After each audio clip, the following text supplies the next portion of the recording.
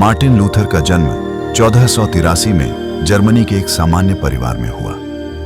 वह एक साधारण छात्र थे, लेकिन एक घटना ने उनका जीवन बदल दिया।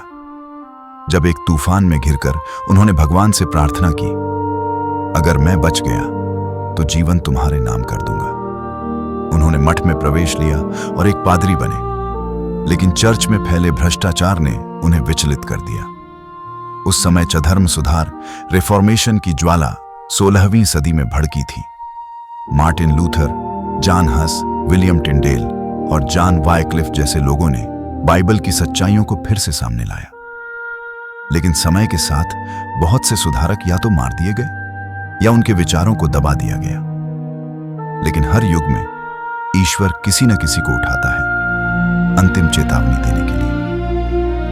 अंतिम धर्म सुधारक कोई चर्च नेता नहीं था, न ही किसी यूनिवर्सिटी का विद्वान। वह एक साधारण इंसान था, जिसके पास न तलवार थी न सेना, केवल परमेश्वर का वचन और विश्वास की आग। उसने देखा कि धर्म अब परंपरा बन चुका है। लोग नियमों में बंधे हैं पर सच्चे मसीह से दूर हैं। उसने पाखंड को ललकारा, मूर्ति पूजा का विरोध किया और सिखाया कि उद्धार किसी संस्था से नहीं, उद्धार केवल यीशु मसीह के लहू से होता है।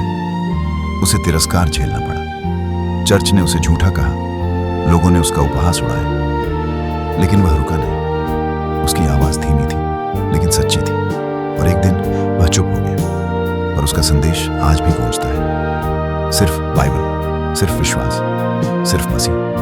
वह अंतिम धर्म सुधारक था, और उसका सुधार आज भी जीवित है। अर्ज पापों की माफी के लिए इंटेलिजेंस छूट पत्र बेचता था। पैसे लेकर लोगों को स्वर्ग का वादा किया जाता था।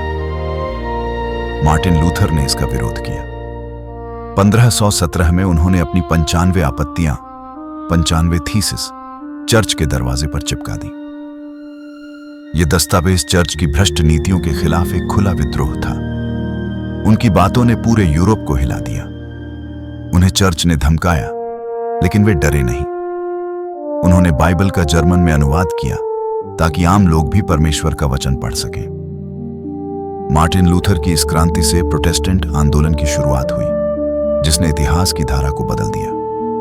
उन्होंने सिखाया, उद्धार केवल विश्वास से होता है, केवल बाइबल ही अंतिम सच्चाई है, और हर इंसान को परमेश्वर से सीधा संबंध रखने का अधिकार है। मार्टिन लूथर न केवल एक धर्म सुधारक थे, बल्कि आजादी की आवाज थे। उनका जीवन दिखाता है कि एक अकेला इंसान भी व्यवस्था को चुनौती देकर पूरी दुनिया को बदल सकता है। ऐसे ही और वीडियो के लिए हमें सब्सक्राइब करें